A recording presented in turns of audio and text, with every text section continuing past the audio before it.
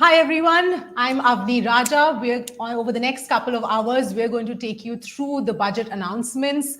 A lot of it has come in, and as far as the taxpayer is concerned, with regard to the new tax regime, with regard to long-term capital gains, and in some disappointing news, the long-term capital gains has been hiked from 10 to 12.5%.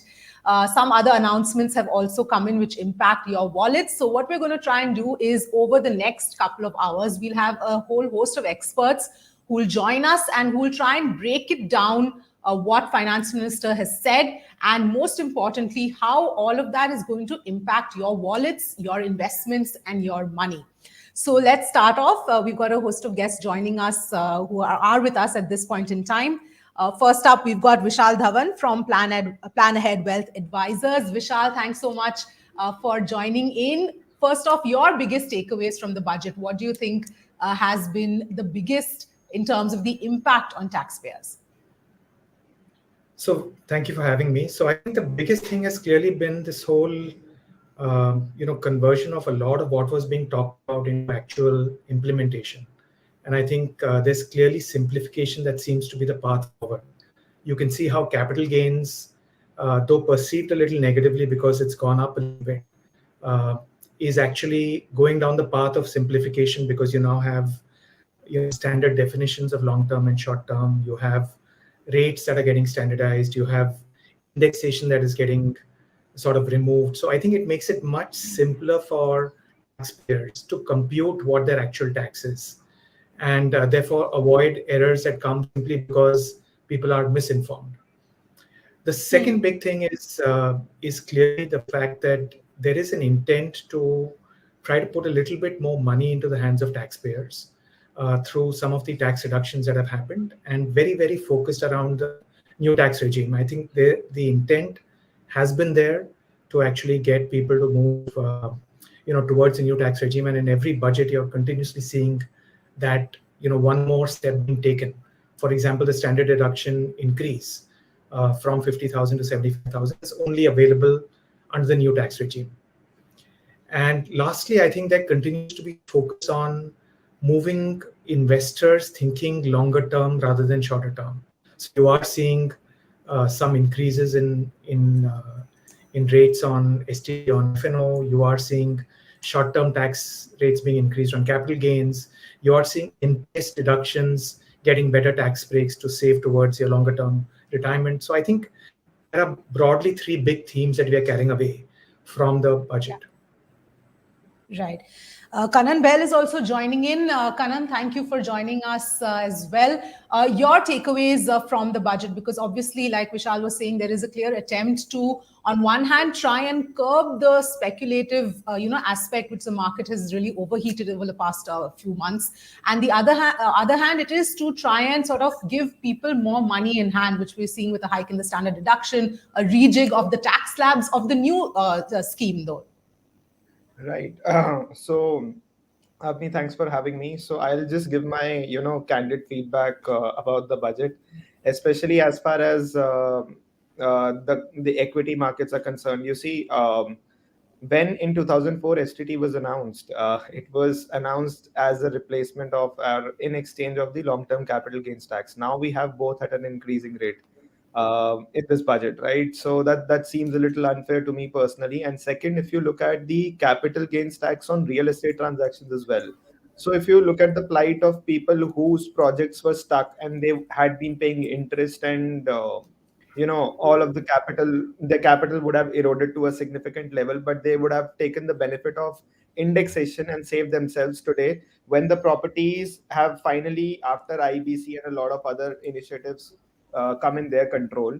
But if you look at it, say for example, they purchase the property at 60 lakhs, the index value is 90 lakhs. If they're selling it today at 1 crore, they would have paid tax on just 10 lakhs, but now they'll have to pay tax on 40 lakhs at 12.5%. So that to me seems a little unfair to the real estate investors or to the real estate investors as well. And apart from that, as far as the gold investors are concerned, they have a reason to rejoice. But their indexation benefit has also been taken away. That is one. And second is that their existing holding would be reduced by around 6 to 7% today, because the customs duty has been reduced on gold. Yes, that's right. Right. So, Vishal, now coming to how investors should approach, because the capital gains increase is going to be retrospective as far as this financial year is concerned. So, even if somebody has sold off something in the last couple of months, they will still have to pay the 12.5% long term capital gains. So, what is the advice now as far as investors are concerned in terms of any change in strategy? Obviously, because the tax is going to be higher.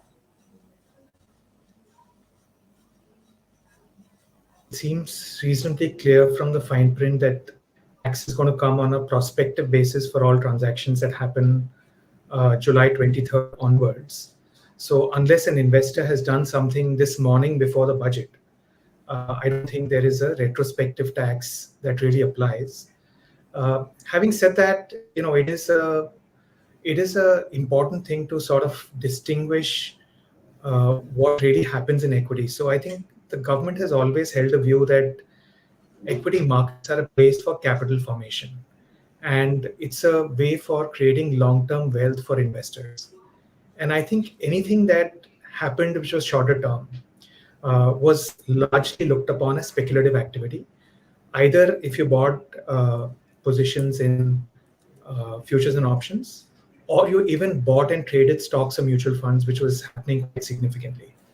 So I think what this is trying to do is trying to address this anomaly that a long-term asset class is being treated as a speculative tool because the gap between tax rates is not significant enough. And I think what has happened in this project is clearly this gap is being increased. So earlier the short-term rate was 15, long-term was 10. Now long-term becomes 12 and a half, short-term becomes 20. So this gap, which was 5%, becomes 7.5% going forward, making it that much more important for investors now to really think whether they want to be thinking short term and long term. And I suspect that this is the start of what's going to continue to happen in future budgets as well. So this gap of 7.5% might actually keep increasing going forward.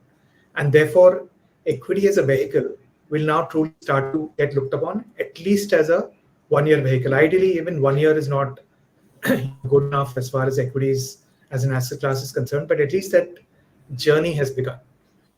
I think Right. what investors need to do here is, not get very sort of carried away by this capital gain tax rate. I think taxes are what you end up paying when you make some money. So the focus continues to be for all investors that how do we ensure that as capital market investors, we continue to make money on our investments. And towards that end, you can clearly see that there has been one big concern that a lot of people had, which was, will the mandate from the elections result in fiscal, prudence being given up? And I think that was probably for me the biggest benefit for the stock market, which came through, which was that there is a fiscal path that is going to continue to get followed. The Yes. objective is here FY25 4.9%, FY26 4.65%, and there was a clear statement from the finance minister that this glide path to reduce deficits will continue, which means that from a longer term perspective, equity investors actually gain from prudent fiscal management. Right. Right. Kanan, coming to you here in terms of the new slabs that have been announced for the new tax regime over the last, since the new tax regime has been announced, we haven't seen too many people really opting for it for a variety of reasons. And every year, the FM has done something to try and make it more, try and encourage more people to adopt the new tax regime. In your view, is this now going to be that additional incentive for people to opt for it? Right. So if I go back to the history, then it was in 2020 when the first new tax regime slab rates were announced, and they were pretty unattractive. So the government got it and they changed it in 2023 to almost these kind of rates, which have been further rationalized and made more lucrative for the investors. So like the FM said in her speech as well, that a lot of investors, I can't exactly recall the number, but I think it was around 2 to 4 crores, somewhere between that, have opted for the new tax regime, which is good. I might also be ending up opting for the new tax regime for my last fiscal year IT return, right? So that's one thing. And second, if you look at it now, they have not only increased the slabs, which will lead to a benefit of 17,000 up to 17,500 for the taxpayers opting for this regime. There are two major benefits that only new tax regime uh, those who opt for the new tax regime will stand to benefit around. One is the standard deduction that has been increased from 50,000 to 75,000 rupees. So Right. definitely earlier, if your income was up to 7.5 lakhs, you were tax exempt. Now that has been increased to 7.75 lakhs. So definitely the more the merrier, right? For these kind of deductions for the taxpayers. So essentially, technically, your non-taxable income bracket from your salary is now increased to 7.75 lakhs. Second is the NPS. Now, typically to 10% for private employers, I'm saying up to 10% of your basic salary that was contributed by your employer towards their contribution, employer's contribution to the NPS was exempt. Now this has been increased from 10% to 14%, and I see this as a very good step. Because if the government is promoting schemes like NPS, then it's a very good decision in the favor of the larger investing community. Why I'll tell you is because we typically chase returns. So people say that ELSS will make you 2x money than PPF, then why invest in PPF? But the problem is only 3.5% people stay invested in mutual funds beyond a period of 5 years, right? So we essentially forget that it's the time period that's most important in investments, which instruments like PPF, EPF, and NPS help investors stay invested in. So this is one good, while I am myself a mutual fund investor first, but this will definitely help a lot of investors in their retirement planning and incentivize them towards that. Right. Right. Vishal, in your view, is this going to now incentivize more people to opt for the new tax regime? Because the finance minister has said that about 17,500 rupees will be the savings for a salary taxpayer, and of course, the standard deduction also being increased and the slabs being tinkered with. I think it'll definitely create more awareness because there is, a very.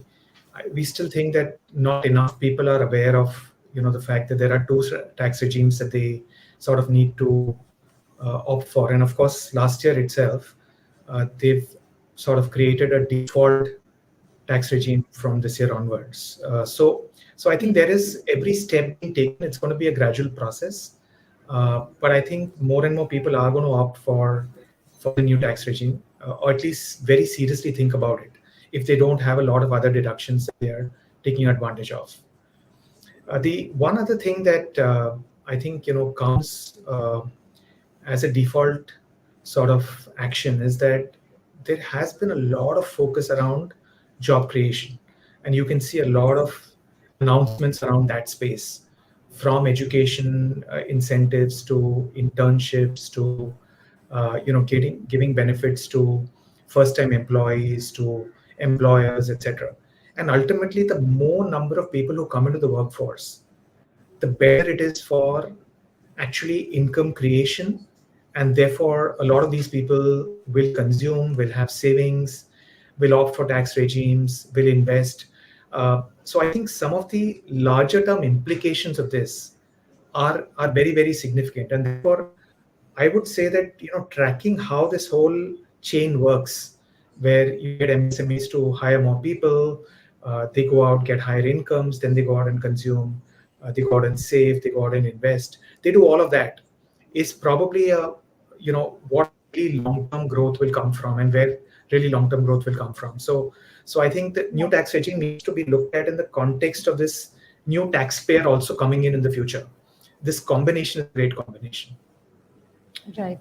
Kanan, do you believe somewhere that schemes such as the ELSS are going to end up losing sheen as we go forward? Because not only has ATC not been increased for a long time, it's such a crowded section that there's no space left for any additional investments as well for most people. So ELSS was, a lot of demands a while back when before the new tax regime came up. So now going forward, we're going to see more and more people moving to the new tax regime, and as a result, we'll see all of this ELSS type products lose sheen. In my view, yes, it will definitely be at effect because people, it's a smart way of government to make people invest in their favor only by giving them tax breaks. Now, since that tax break has been removed of as far as ELSS is concerned, then definitely I believe that in my personal view, yes, ELSS will stand to lose around like what it used to be earlier for investors. Definitely. Right, right. Right. And Vishal, so now going forward in terms of, the new tax regime, in terms of how people approach the old regime, your thoughts, because my initial hesitation with the new tax regime was only that it's going to stop people from investing, because the ATC or the old regime forced people to make those investments to save that tax. The new tax regime, it's all voluntarily. So that was my biggest issue as far as the new regime was concerned. But your thoughts now, as we sort of look to probably going to see the old regime being phased out eventually. Well, it's definitely a concern because there was a very large section of the population who just invested simply because there was a tax break associated with it. I think here's where a lot of self-discipline is going to be very, very important for investors. And the simple way to solve this for a lot of them is going to be that, when they get their salary credited, that SMS hits your mobile phone. I think that day or the day after, they have to set up a fixed amount that gets invested every month. Whether they do it through an SIP, whether they do it through a recurring deposit in a bank, whether they do it through any other method which is investment oriented. I think that discipline is really important. And I think what the tax regime changes have done is essentially moved the onus from the government to the individual or the family, saying that, you got to take ownership of what you got to save. And I think the moment you do that, it now is really, really important that it's automated. Because if you don't do it in an automated manner, it's not going to happen. And we saw that even with the tax savings that investors used to do, that there used to be a lot of crowding that used to happen between the Jan to March quarter, because that's a time where everyone was forced to do their tax savings. I think the discipline that hopefully more and more investors will be able to see going forward is you start off at the start of the financial year, or if you have a full budget like this year when it comes only in July, you start right away and you actually plan to do your investments even if it doesn't save you tax, at least to the extent that you have done in tax saving instruments. I think that's really important for investors to put in place. Right. Vishal, are you happy with the way the changes have come in as far as trying to rationalize the capital gains structure? Of course, it has been in the works. We've been expecting something or the other, but the way it's being done, the process that they're using, is that something that works, you feel? So I think there are two things that are happening as far as this is concerned in our view. One is that there is a simplicity in terms of definition of holding period. And I think that's important because it's very confusing for investors if, equities long-term definition is 1 year, real estate long-term definition is 2 years, gold long-term definition is 3 years, debt mutual funds, there's no real definition of long-term at all anymore. So I think it was very complicated when you have differing definitions, because if you met someone,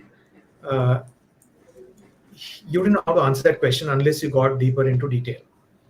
I think they've tried to simplify it by saying there is only long-term, which is 1 year, and short-term, which is only 1 year, and long-term, which is 2 years for all other assets except for equity. So I think that path of rationalization is starting to happen clearly. The second thing that they're doing is, again, the path of rationalizing and equalizing rates. So what you've done now is for long-term assets, you've already equalized to 12.5% by bringing down rates on real estate, by bringing down rates on gold, and simultaneously bringing up rates on equity. What has been done on gold and real estate is the indexation benefit has got removed. And as a result of Yes. that, you may not actually end up saving tax.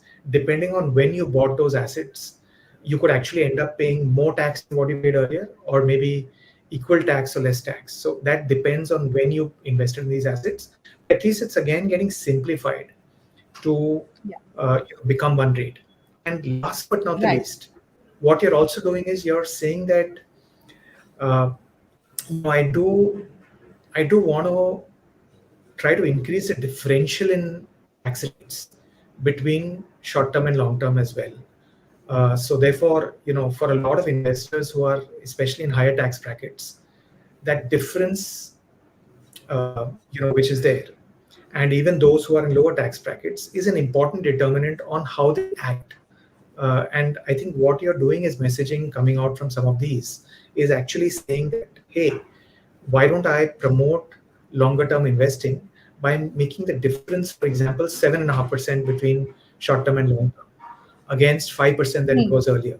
I think there is a nudge which is happening here towards longer term investing. And I think that's good news. And I suspect that one of the reasons why investors may take a little bit of time to digest this is because the most obvious reaction is it has gone up. But it Right. has gone up in places more where the sort of action should be not to be in that space. So short term going up is actually good news, not bad news from a long term investor point of view.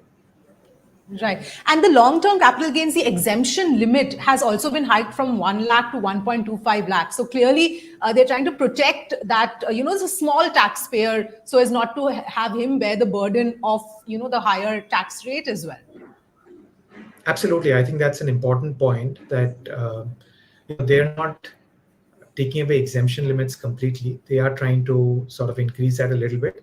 Though to be fair, this is just an inflation adjustment that's happening because this came in a few years ago, and just the value of 1 lakh rupees at that point has probably gone up to somewhere close to that number today.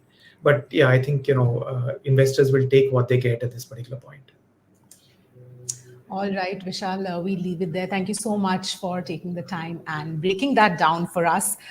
So that's as far as the taxation structure is concerned. But before we go ahead and get more of our guests on, let's also listen in very quickly to some of the important announcements that the finance minister made.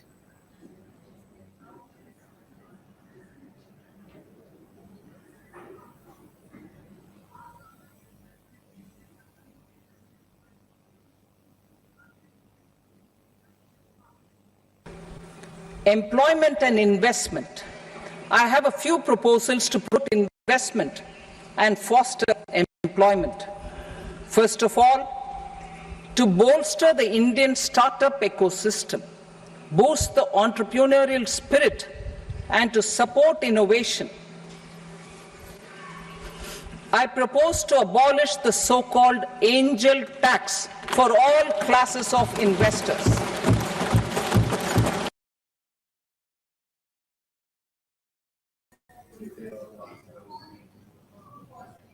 All right. Well, that was one of the announcements that the finance minister was making earlier on today. I think Feroz Aziz is also with us. Just going to check if he's with. Hi, Feroz. Yes, I can see you now. Hi, Avni. Right. So, Feroz, thank you so much for joining us. First off, your initial reaction as far as the budget was concerned, and obviously the all-important announcements with regard to taxation. Yes, so I think there are two, three things. One is the simplification theme, which I've been highlighting for the last couple of years, has finally come through. The true impact of the capital gain tax changes, not on the equity market, but it's on the real estate market. And people have not still comprehended that. The largest impact is on the real estate market because real estate now will not have any indexation. Okay, 12.5% will be the flat tax. Indexation has been done away with my preliminary reads of the bill. Now that's a big change. Okay, the need for anybody to reinvest in real estate will come down, because if he's going to pay 12.5% tax, he might as well pay the Section 54's relevance will come down. So it will have a very long-term impact on the real estate market, because Indian real estate market has largely thrived on Section 54, where a person sells a real estate property, buys back real estate, does not pay tax. Now, if the tax rate is 12.5, and the fact that your re-registration costs are 6%, anybody who sells a property with a gain of 5 crores, he is better off paying 50 lakhs of tax or 52 lakhs of tax as against paying 30 lakhs for registering a new property. So real estate will go through a paradigm shift, and it will take long periods of time for the disadvantage to show up. Point one. Point two, the fine print of Section 50AA has been changed, and fund of funds in the mutual fund category, which had come inadvertently into Section 50AA, have been removed successfully, because they have now said any fund which invests more than 65% in debt and money market instruments is what classifies into 50AA. Earlier, the language was just the opposite: 35% minimum to be needed in equity. So now the language has changed. So it's a good news for 50AA for fund of funds. Third, LRS, liberalized remittance scheme. Any global investments were attracting 20% tax. Now they will attract 12.5% tax. Private markets, which is a large market, has now come down to 12.5% tax. There has been a change in the OFS also in the finance bill from a taxation standpoint for promoters in IPOs. So these are the few very important changes, but I think the impact of this will be understood in times to come. I don't think people have still deciphered the full impact. I've tried to narrate. Yes, absolutely. Because I was wondering about the real estate aspect. It wasn't clear from the budget speech. So thank you for the clarification as well. The other clarification, Firoz, is on the long-term capital gains tax hike. Is it retrospective for this financial year, or is it effective today? See, it is effective from tomorrow, basically, from tonight. From tomorrow. So you will not get a grandfathering. I've said numerous times, when zero tax becomes 10%, then you get grandfathering. From 10 to 12.5, you'll not get your gains till now grandfathered. So your unbooked gains now, because if you wouldn't have sold it today, you wouldn't have sold it today, still there's an hour. So it will be taxed at 12.5 from tomorrow. I have to look at the fine print. It might just be from midnight of yesterday. So don't hold me to that one day, but it is not. It is for any sale to be done going forward. So your tax rates have changed, and you will not get the gains till today will not be grandfathered. Right. In terms of how they've structured the changes to the capital gains tax regime altogether, it was something, of course, we've been talking about, like you said, and we've been expecting something to come in. But the manner in which it's being done, how do you view that? So I'm reasonably satisfied, because three dimensions have been addressed. One is the tax rate differentials in long term were different. The periods were different. Now there are only two periods, 1 year and 2 year. There is no third period of 3 years. So that's simplification. Third, STT and non-STT in long term category have the same rates. Only in the short term have two different rates, 30% or 20%. So STT's relevance has gone down from a taxation standpoint, but STT's relevance from the revenue standpoint has gone up. Government also has very sharply used the retail investor shoulder to increase their revenues in STT.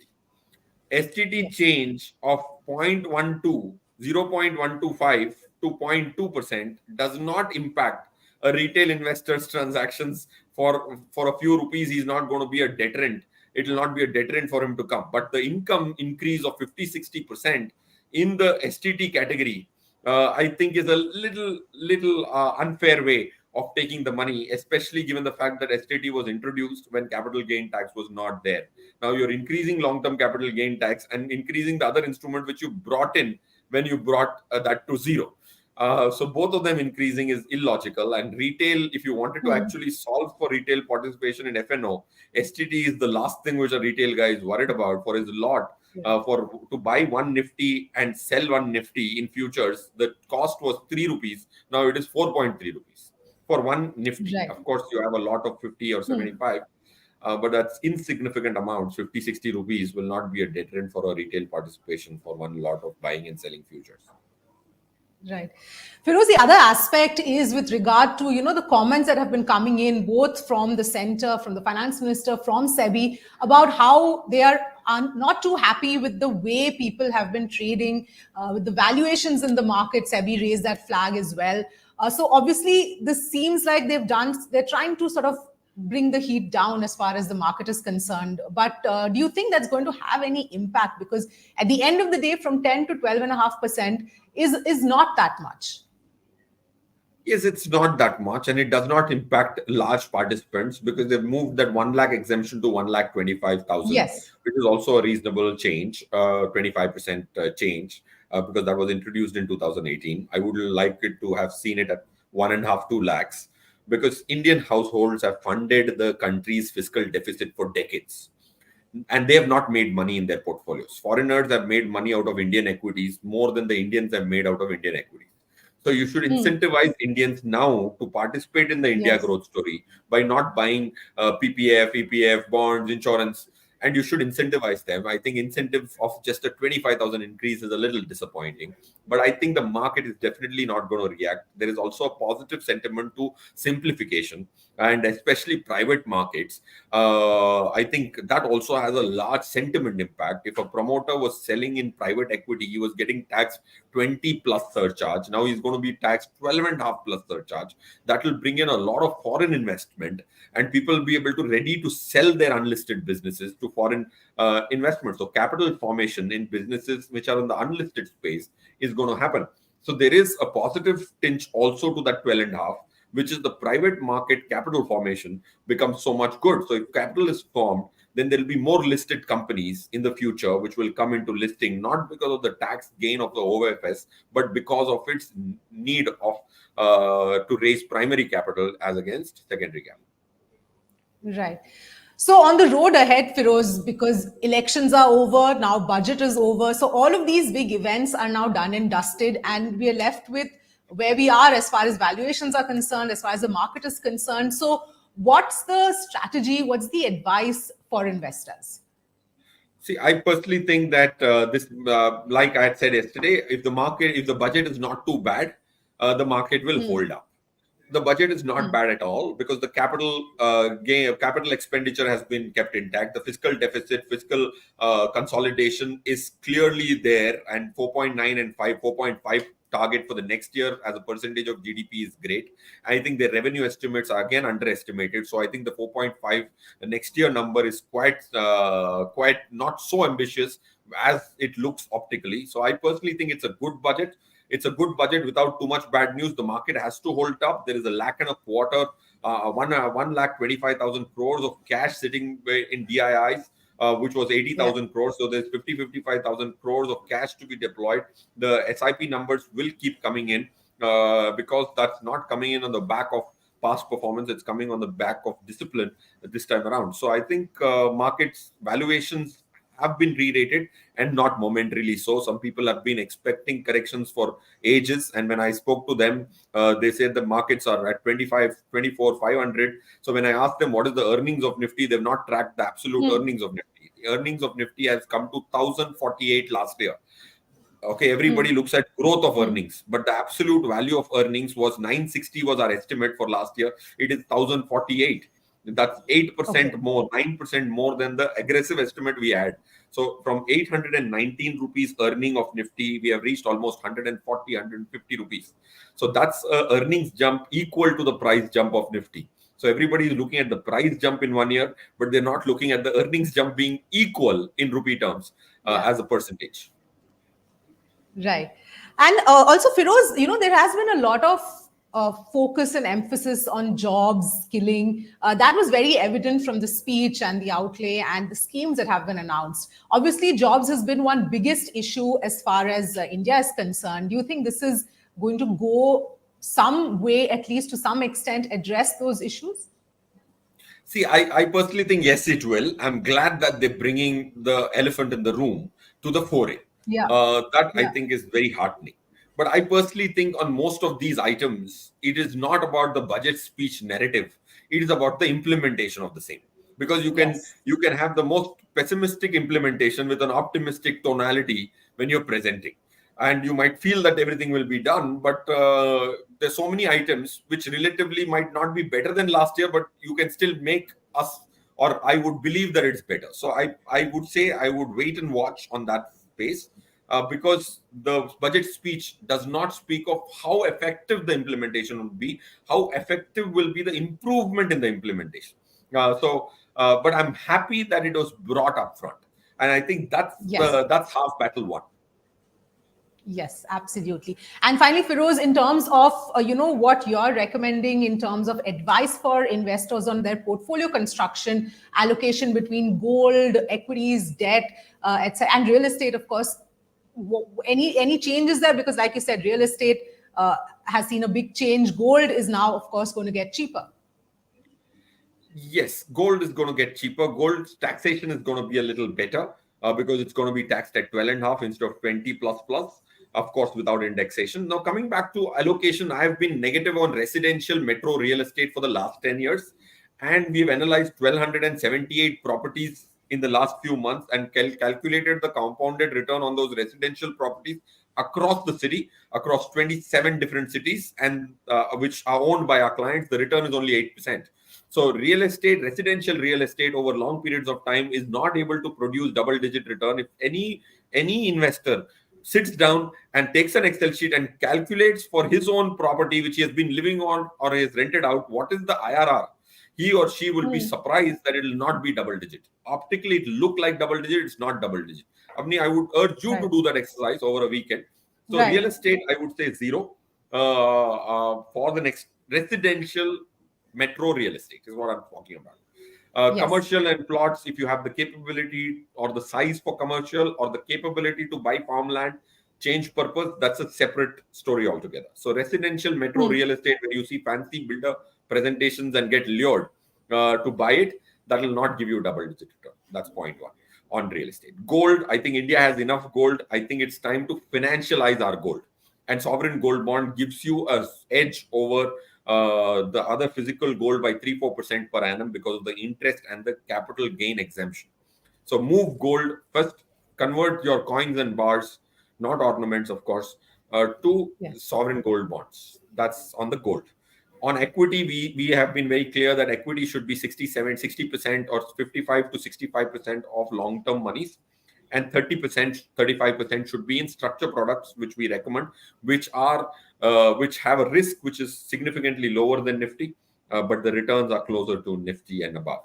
So this is what we are currently recommending to HNI and Ultra HNI, and we continue to do so. And the budget reinforces that we were on the right direction. So we'll do it with better throttle now. All right. Okay, Feroz, we'll leave it there. Thank you so much for breaking that down for us and joining us on this show. All right, let's now get in our next guest. Aarti Raute is joining us to give us further analysis as far as the taxation is concerned. Aarti, thank you so much for coming on the show and speaking to us. In terms of, the taxation announcements, we've also had this conversation earlier about how the simplification of the capital gain structure was on the cards. What is your takeaway? On personal taxation, I think the finance minister has a mixed bag for everybody.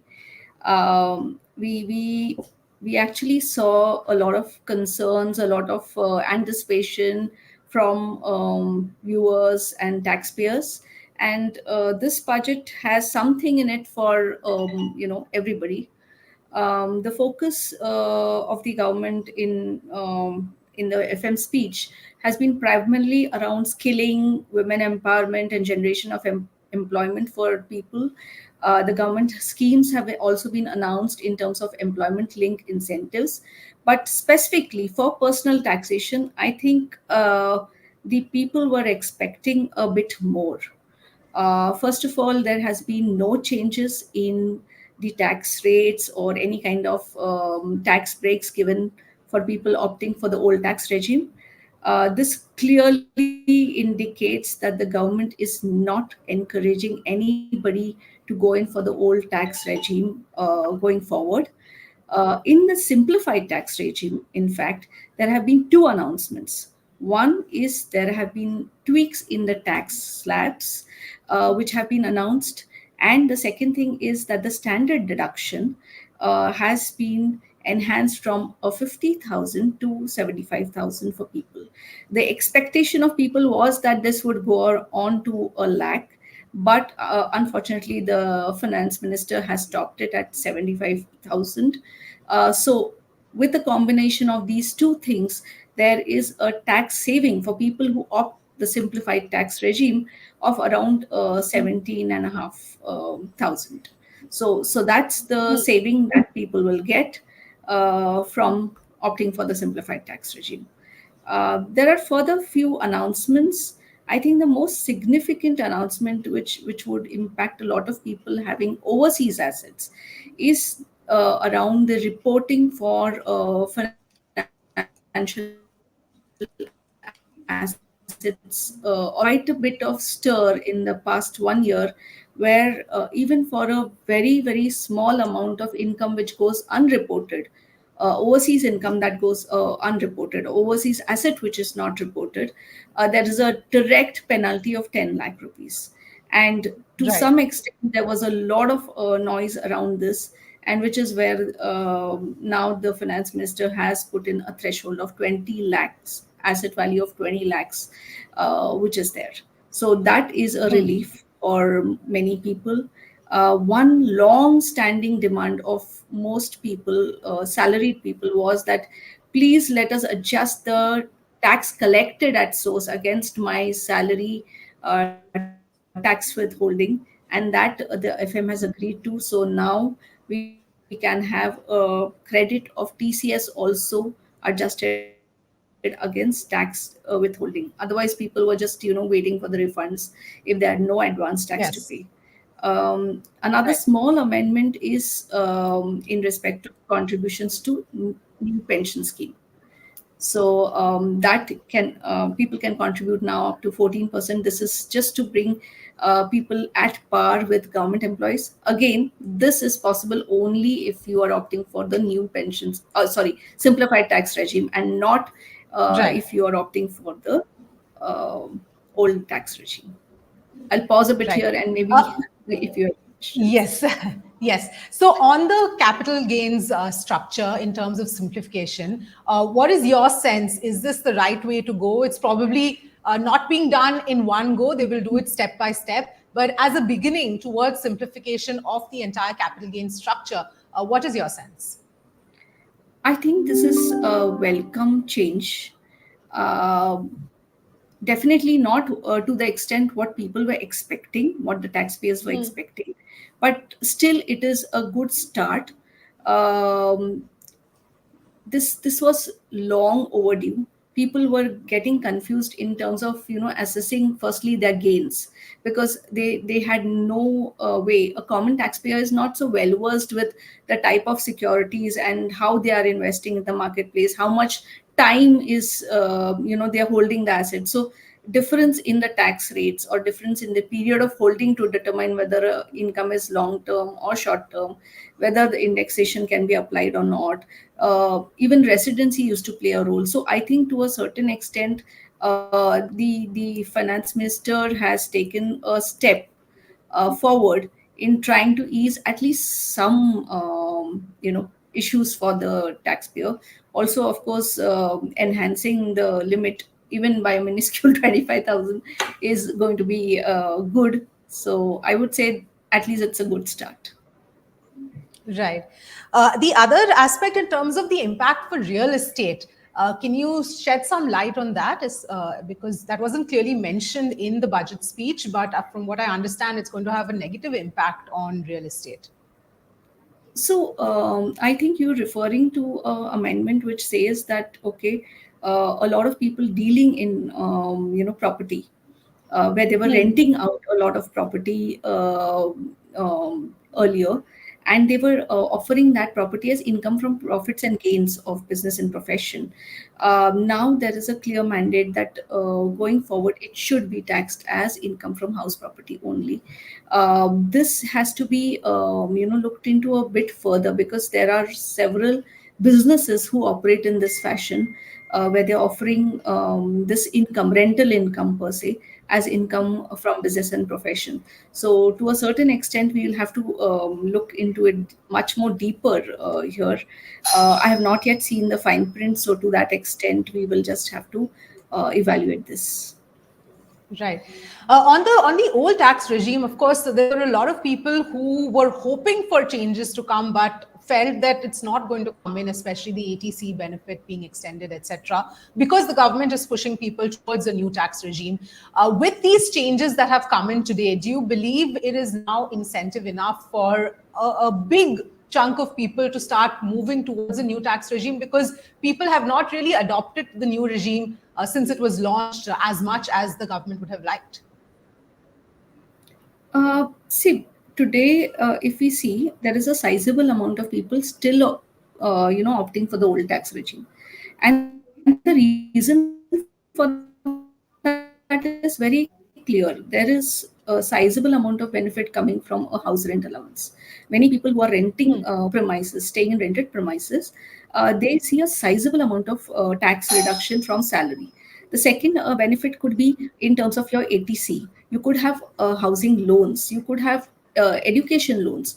If you have a combination of all these benefits, uh, to a certain extent, you will still probably prefer the old tax regime. And if you see the comparison between the old and the new tax regime, in light of the changes or in light of the tax break that are provided now, the difference is only about 17,500. So not too much for a person to jump over and opt for, right? Right.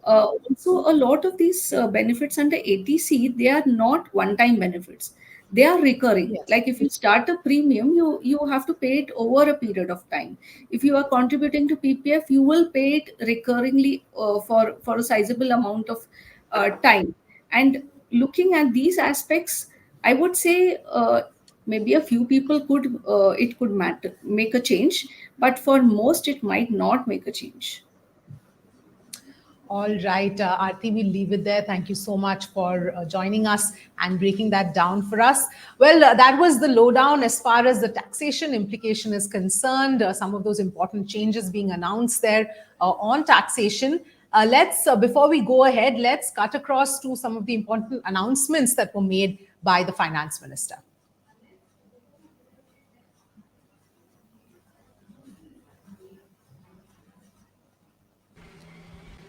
Capital gains taxation is also proposed to be hugely simplified. Short-term gains on certain financial assets shall henceforth attract a tax rate of 20%, while that on all other financial assets and all non-financial assets shall continue to attract the applicable tax rate. Long-term gains on all financial and non-financial assets, on the other hand, will attract a tax rate of 12.5%. Of the lower and the middle income classes, I propose to increase the limit of exemption of capital gains on certain financial assets to 1.25 lakh rupees per year. Listed financial assets held for more than a year will be classified as long-term, while unlisted financial assets and all non-financial assets will have to be held for at least 2 years to be classified as long-term. Unlisted bonds and debentures, debt mutual funds, and market-linked debentures, irrespective of holding period, however, will attract tax on capital gains at applicable rates.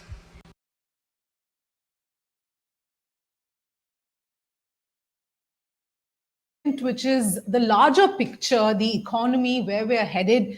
Joining me on the show is Shubhda Rao, founder of Quantico Research, and also Suman Chaudhary as well, economist who's joining us here as well. Thank you so much, both of you, for joining me. Thank you.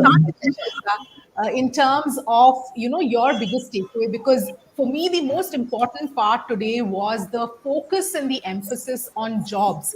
Now I'm going to ask you about whether it's going to be enough or not is a different question, but the intent is clearly there. This is addressed to Suman or me? To you, Shubda. Okay. I think the government has done a good balancing act, if I may say so.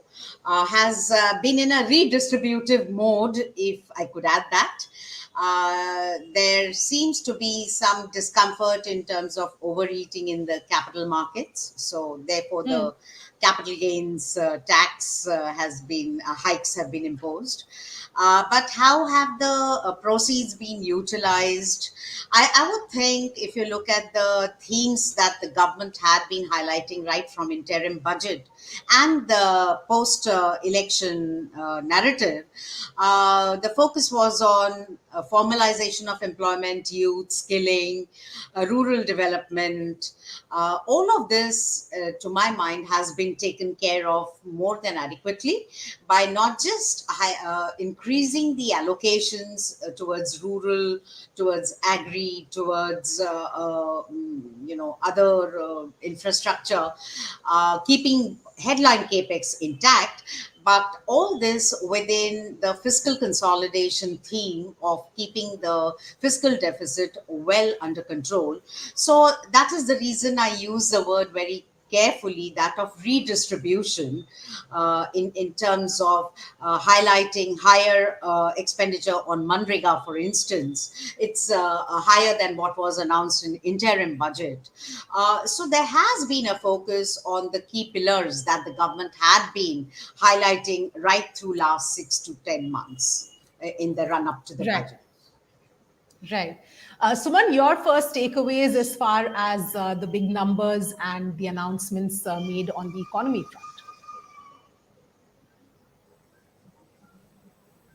For inviting us. I think this is a very significant budget for the middle class, if I want to put it all together.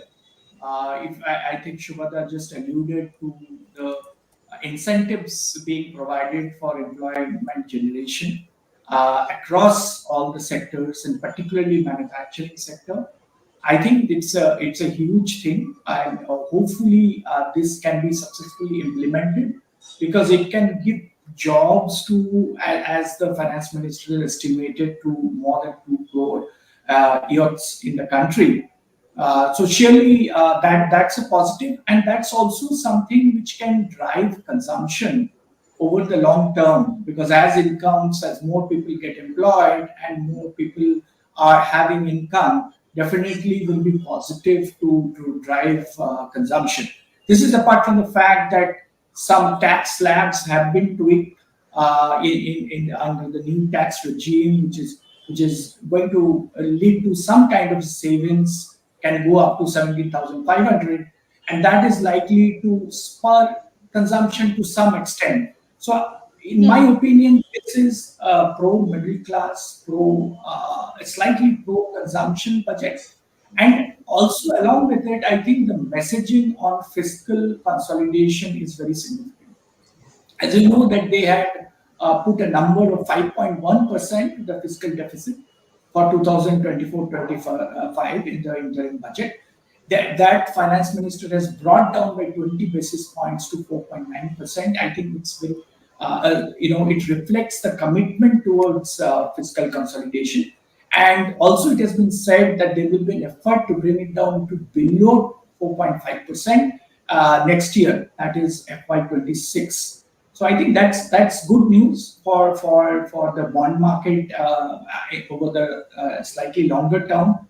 And considering the fact that now you have India's bonds included in the global indices, that's likely to be pretty positive, for the bond markets. Right. Shubda, in terms of, like someone was pointing out, there is some move to try and increase consumption, try and increase money in people's hand. At the same time, there is also, of course, the RBI's great effort to keep inflation under control and to go to that 4% level. So how do you think this balancing act is going to work? Because obviously, when we're talking about the kind of growth rates we've seen, and now with more money coming in the hands of consumers, a boost to consumption, what's that balance going to look like? Uh, Avni, what I like about this government's approach and right through COVID times till date, they have refrained from direct big bang incentives and impetus, which in the long run become unsustainable. Instead, what the government and the finance minister has emphasized on a more virtuous way of sustaining growth. It did that over the previous budgets. In the run up to this budget announcement, there was a wide expectation of huge impetus being directly given to consumption. Instead, what the government has, emphasized and focused on is more a virtuous way of enhancing consumption, as Suman alluded to earlier.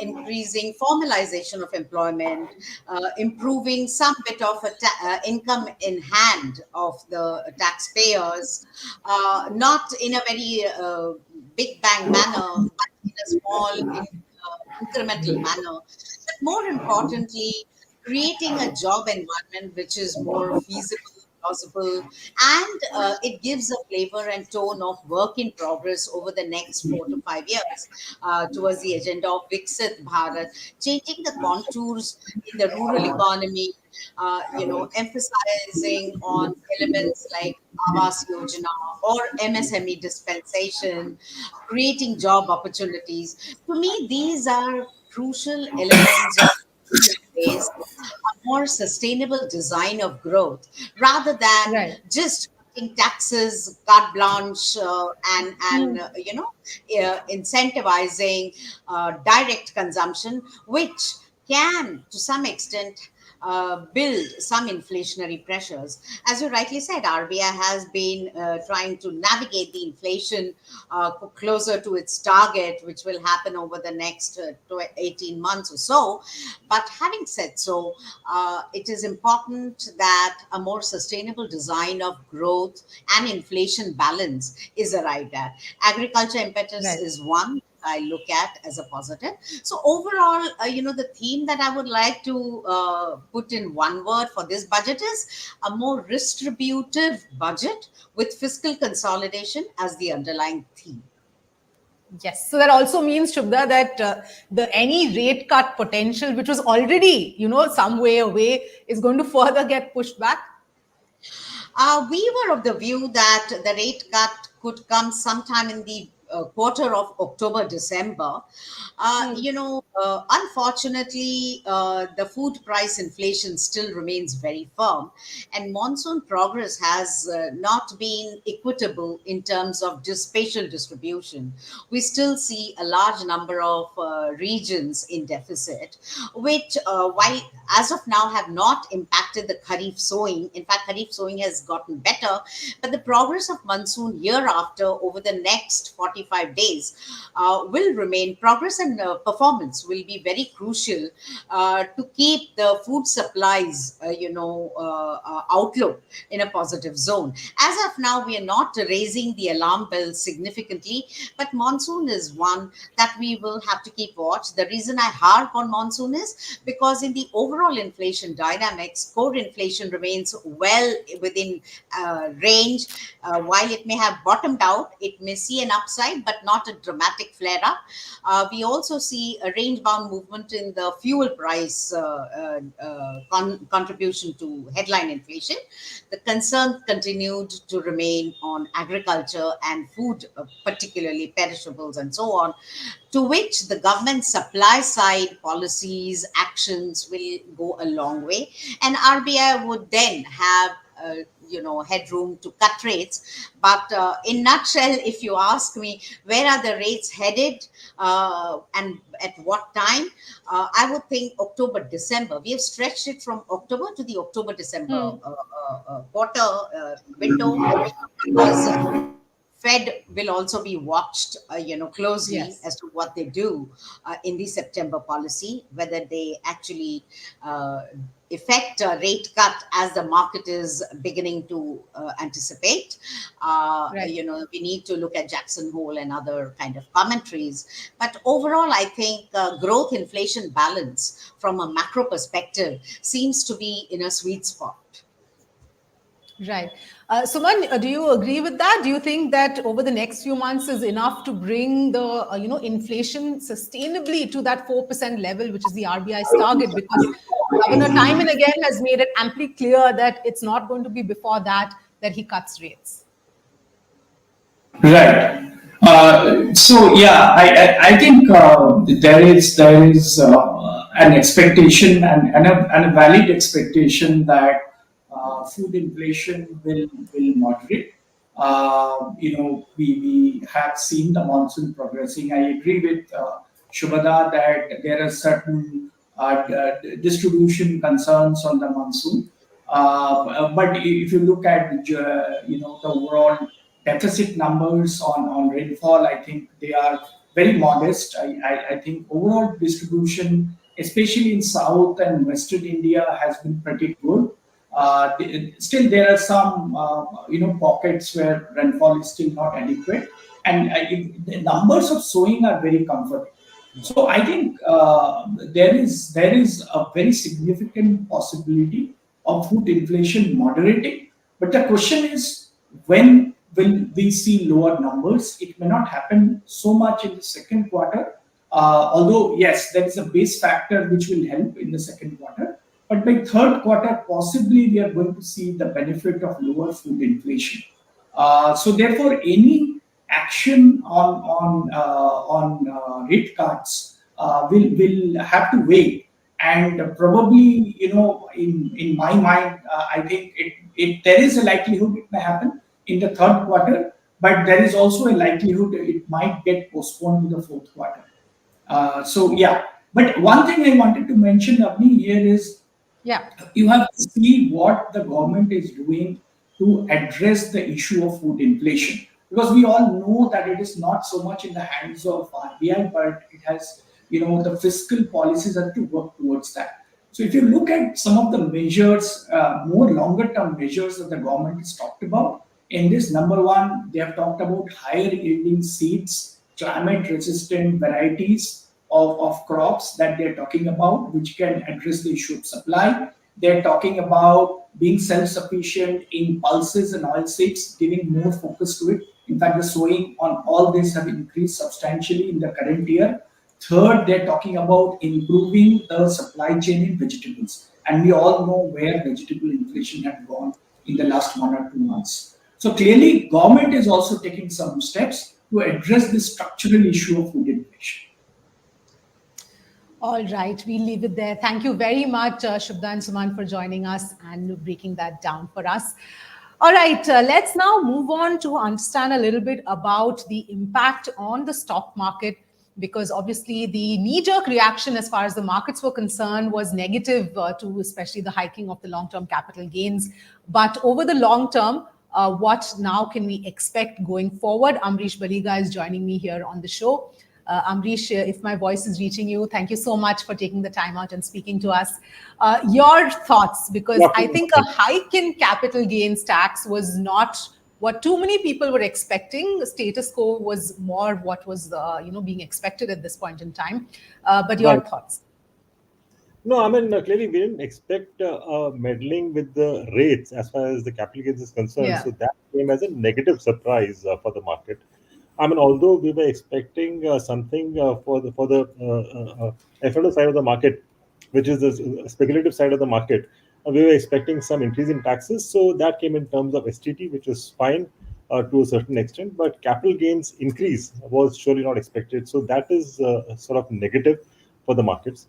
At the same time, the buyback of shares, which was quite prevalent and was a decent way of paying back or paying dividends to investors.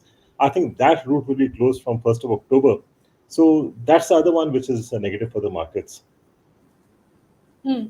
Also, at least what was mentioned in the economic survey and what we've been seeing in the past, the comments that have been coming in from SEBI, from Finance Minister, about the F&O segment and how they're really not happy with the way it's picked up pace. So there was a lot of expectation that something more drastic would be done this time round to curb that, but that really hasn't come in, except a small hike in STT. Well, not small, but still, except the STT hike. So what do you have to say? No, in fact, I was personally expecting a special tax slab for the F&O segment of the market, which could be higher than the highest marginal slab. So Hmm. since that has not come in, so I think the sort of speculation which goes on in the on the F&O side, especially for the retail, I think that's where the worry is. I think that will continue. I think we'll need to wait and watch as to what SEBI does, because this was beyond the purview of the budget. That it's possible that SEBI could increase the minimum lot size further. So I think that could be done to at least avoid retail getting into this in a very big way. So I think that's what we need to wait and watch out for. Right, right. But do you believe that the hike in long-term capital gains will have any material impact on perhaps bringing down the overheating of the market, which is something that looks like that the government wanted to do at this point in time? No, see, sentimentally it's a bit negative, but then end of the day, you're paying capital gains tax when you're making profits. So, Yeah. and I suppose this will affect the short term more than the long term. I'll explain that because Yeah. short term the tax is going up by nearly 5%. Yeah, but then end of the day, you are paying that 5% more only if you're making more. If you're making profits. So to a certain extent, over a period of time, I think this will get absorbed by the markets. And when you talk of a long-term capital gains tax, although it's increased from 10 to 12.5, by the same time, we have seen that the minimum slab where you get an exemption has been increased from 1 lakh to 1 lakh 25,000. So this Yes. 25,000 increase takes into account up to either 10 lakhs more of long-term capital gains profits. So for a regular retail investor, up to like another 10 lakhs of profits, you're decently hedged in the sense you're not paying more than what you're paying earlier. So only if you're making more than 10 lakhs profits beyond your regular one, I think that's when it'll start hurting you. But then again, like I said, if you're making profits, you end up paying tax. So that's fine. Right.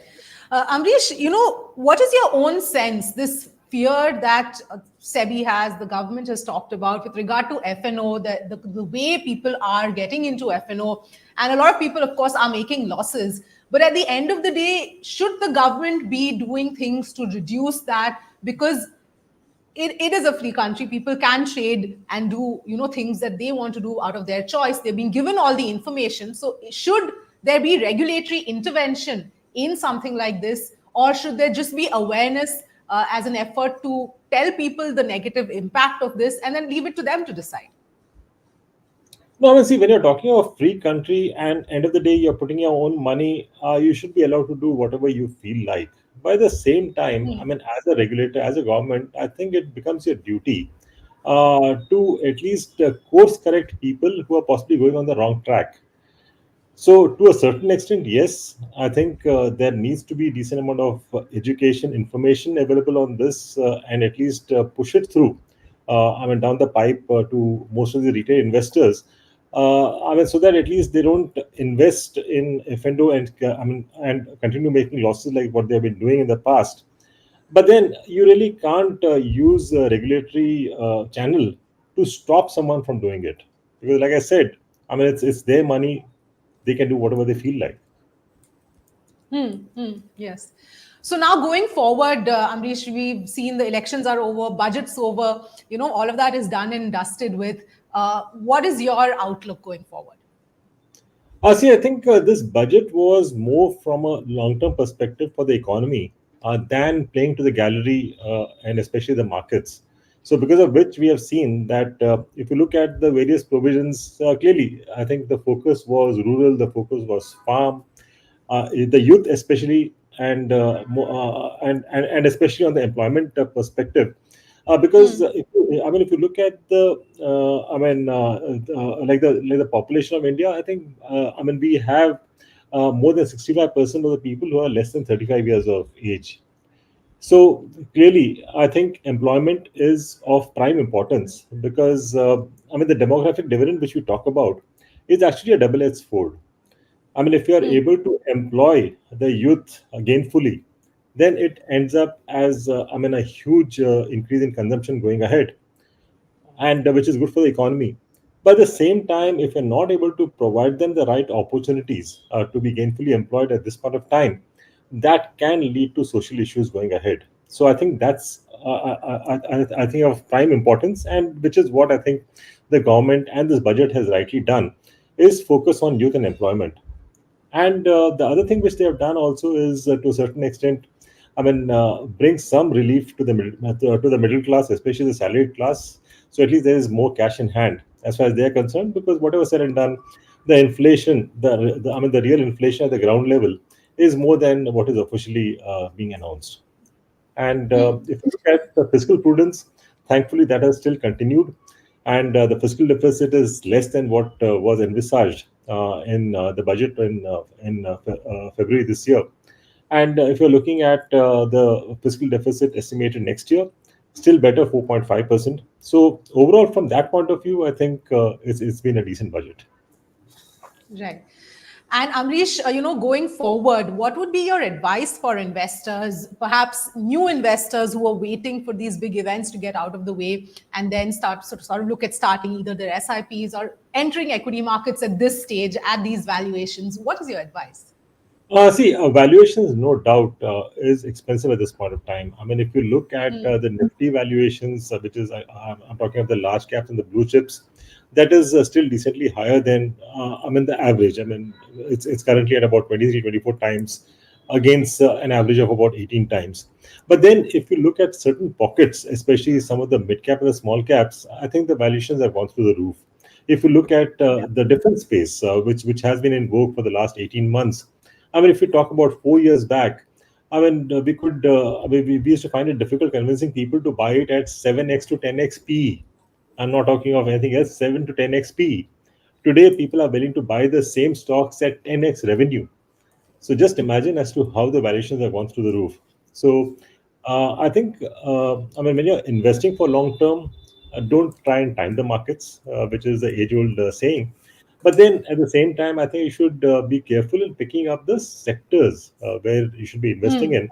And at this point of time, at least there are certain sectors where the valuations are still decent. FMCG, for that matter, I think this budget is, should give a boost to consumption, especially the rural and tier 3, tier 4 sort of spaces where the consumption can move up because of this budget. So I think one should be looking at FMCG and consumer good companies. I think that's one space to be invested in. Other than the budget, I think IT space, from the sort of earnings which have come, at least we are seeing some green shoots. So that's the other space to be invested in. Pharma, has always been, a defensive space. So that's the other sector to be invested in. So invest in these 2 or 3 sectors. Try and avoid the high P sort of sectors where the valuations have gone through the roof, like defense, railways. I think that's to be avoided for the time being. So one should invest, but be careful. Right. And in the equity space, in one's equity portfolio, what would you recommend be the allocation to the different market caps, small, mid, and large caps?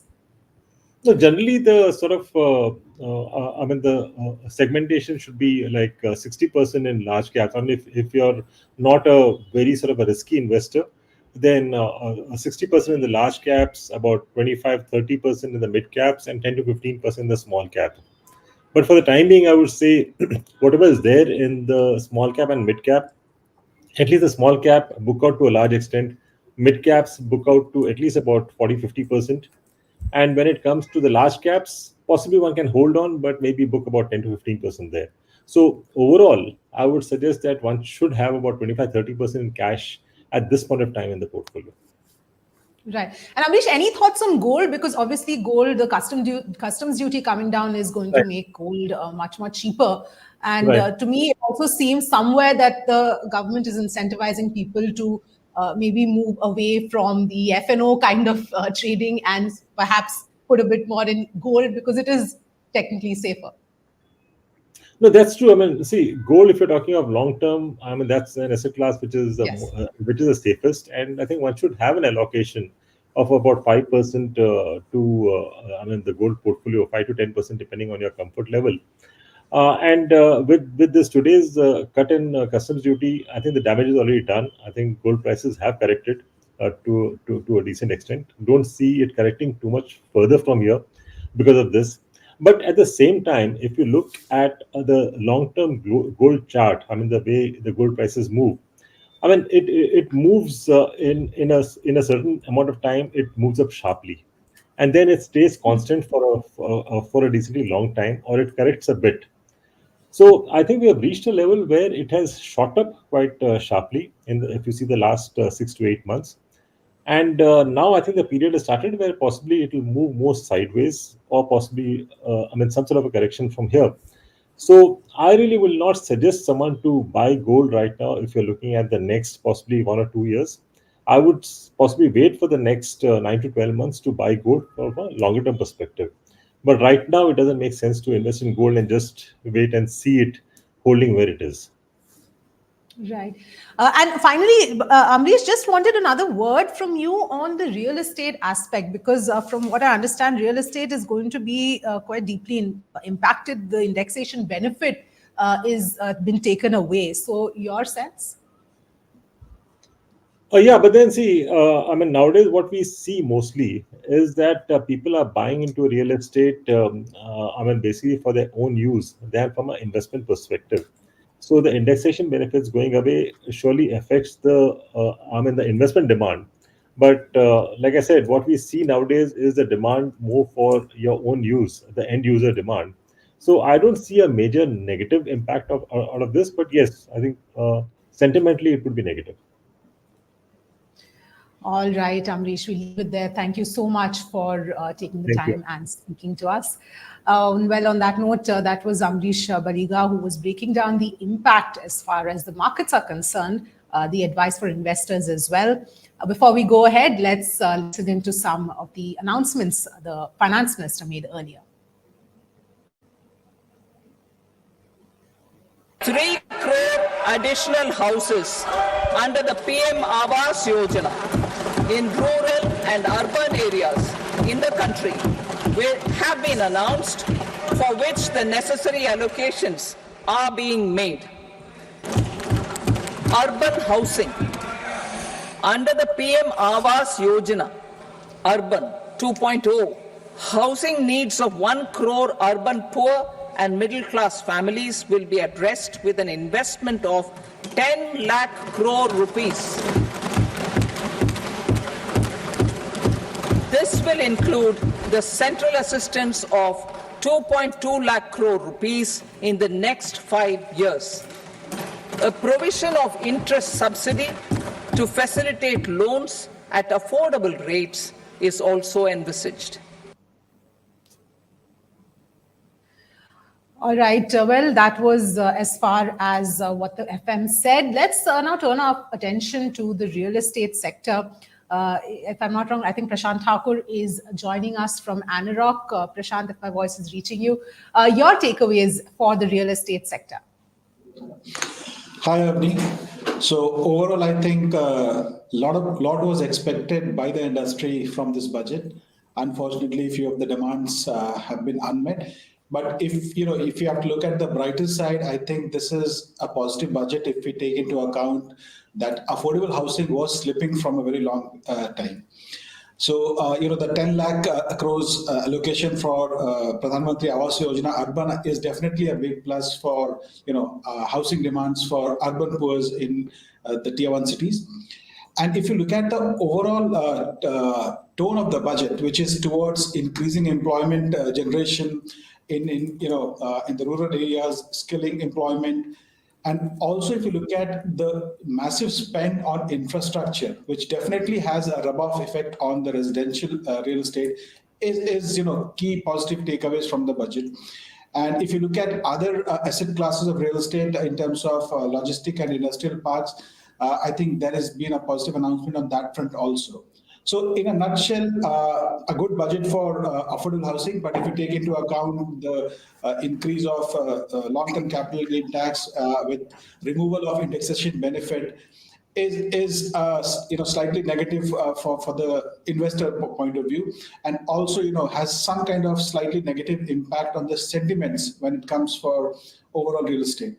So yes, that's the overall key takeaway for us from the industry. Right.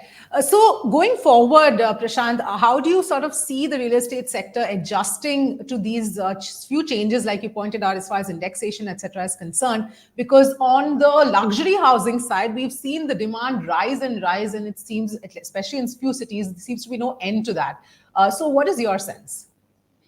So if you look at the broad messaging that the government is trying to give is, by increasing your short-term capital gain tax also, as well as, increasing the STT tax and removing of indexation benefit, is that they want, certain kind of cooling off effect in the upper segment. So you're right that real estate rise that we saw, the strong growth that we saw was more of a lopsided, where upper segment was doing well and then the bottom of the pyramid was struggling. So in my opinion, if we take into account that 80% of the buyers in real estate are still end users, so for them, this long-term capital gain tax increase with indexation benefit removal will not be a big impact.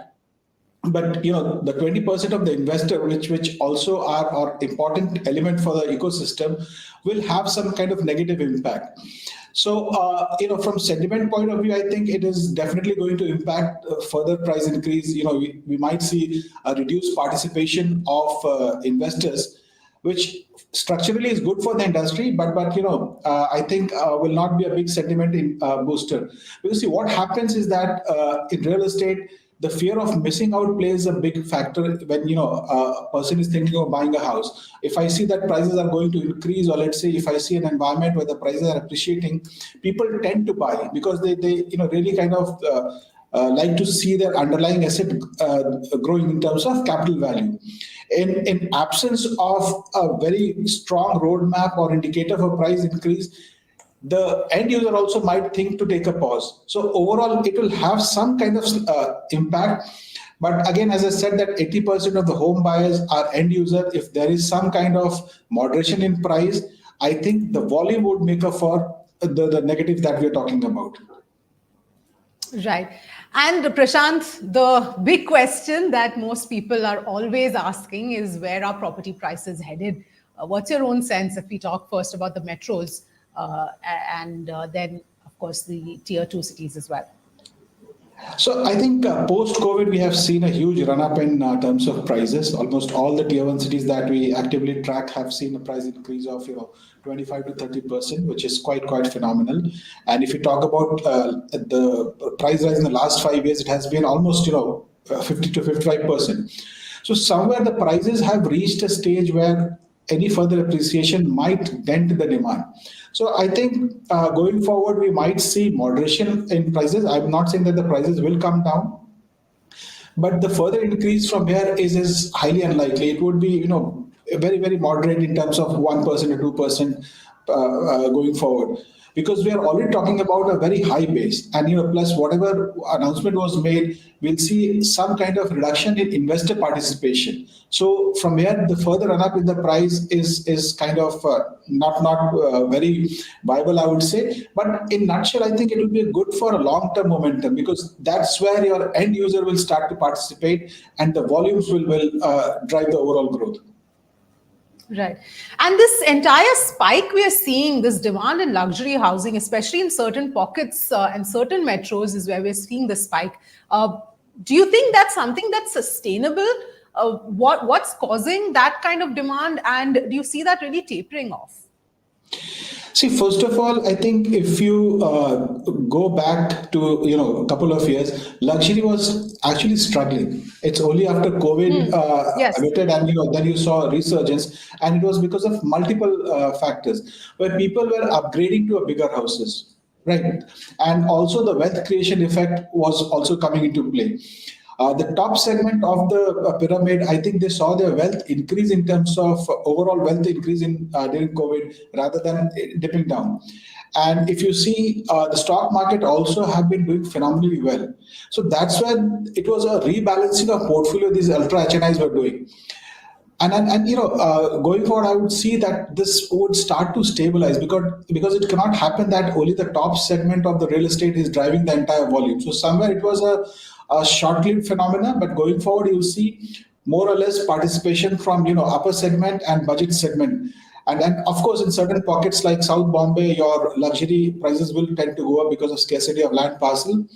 And yes, the wealth creation effect of the top of the pyramid will definitely keep the luxury segment going forward. But we don't anticipate a huge surge that we saw. Right. All right, Prashant, we leave it there. Thank you so much for speaking to us. Let me also welcome on the show Niranjan Hiranandani. Thank you very much, sir, for taking the time and joining us.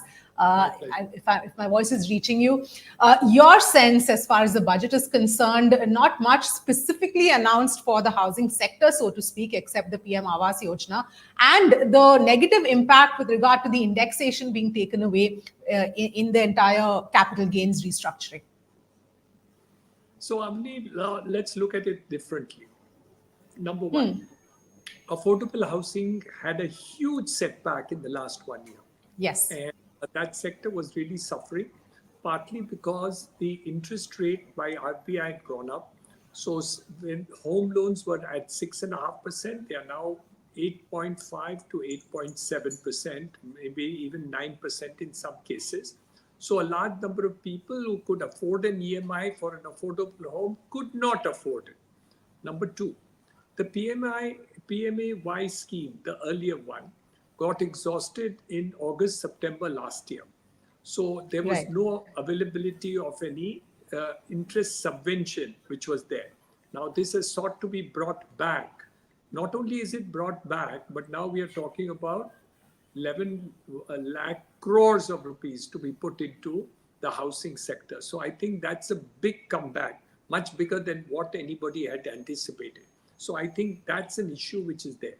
The third major positive issue is the direction by the finance minister to the states in order to bring down stamp duty rates and other charges which are levied by the state government and the local authorities. In Mumbai, Avni, an average of almost 50% of the cost of many houses is from government taxes, stamp duty and other charges relating to additional FSI. So if you will take all that and more into consideration, the direction of this budget is really to make that change. Next, infrastructure. I think city infrastructure is definitely seeing a major improvement. Mumbai itself is adding 300 kilometers of metro in the next 2 years. We have a cross harbor bridge and a new airport and a coastal road on the western side. So all in all, infrastructure of the cities is definitely helping the housing sector.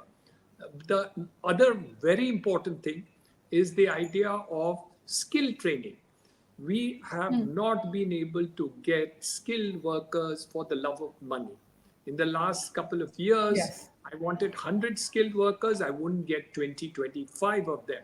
While I think the new focus is very clear that the skilling is going to be an important factor which this government is going to take up. So I think with the growth of infrastructure, housing, the interest subvention on home loans, the fact that we will hopefully get some reduction in tax rates and the capital gains tax benefit for the short-term players. So some person who wants to invest into, let's say, the capital markets or has an alternative now to invest into the real estate market. Earlier, he would pay 10% in capital gains in the stock market and 20% in real estate. Now the choice is clear. He can invest either in the real estate market or the stock market, and he would get the same benefit of 12.5%. But you're right. The earlier issue of taxation for heritage, older property investment would certainly be negative. But for the people who are investors into the market, it will be much more beneficial that you will get many of the people now opting for real estate investment and not only into the stock markets or the capital market scale. So I think these are the positive things in the real estate sector that I see.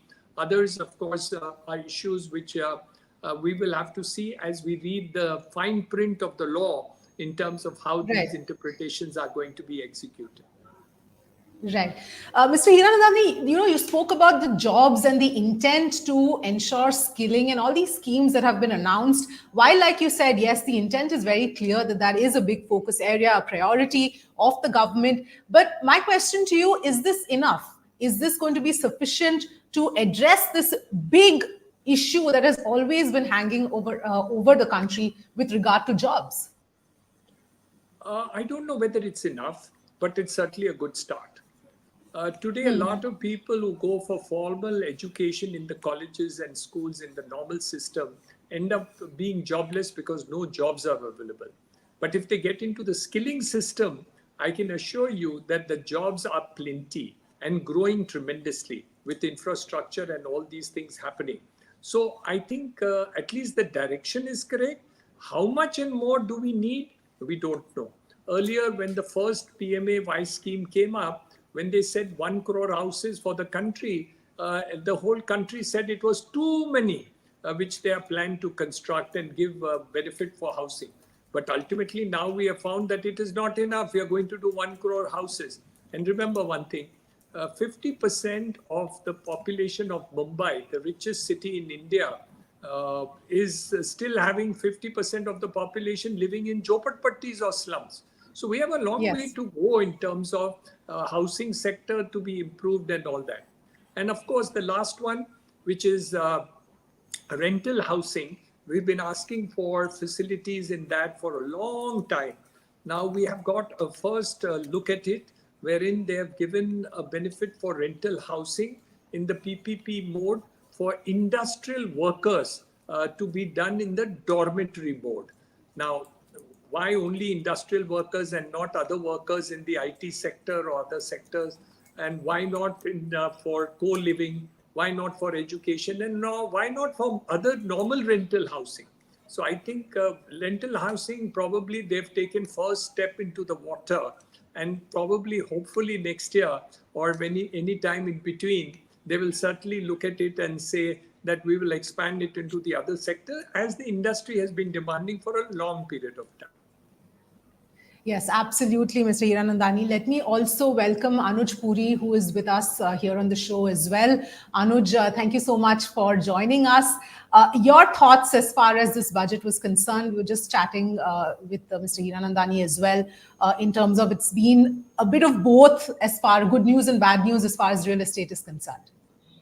So Mr. Hiranandani has covered a lot of it. I was listening patiently, and he's been very eloquent. And as always, I'll pick up the last point that Niranjan Bhai said. And, I'm also very excited with that. If indeed it is a ray of hope for rental housing, our thought, and I include Niranjan Bhai in that, the housing for all, which the Prime Minister had made the announcement, didn't mean that it was going to be owned houses for all. It was just housing for all. It also meant is that you could do rental housing. But, we've not seen any policy reforms coming in to sponsor rental housing. This is the first time that we are seeing that ray of hope. As Niranjan Bhai said, this is more for industrial dormitories, for the workers who are working in those industrial units, to be done on a PPP mode. If indeed this becomes a success, then I feel is that a lot of the unfulfilled demand for housing can come through rental housing. So my guess is that the government may see over the next 6-12 months how this policy works.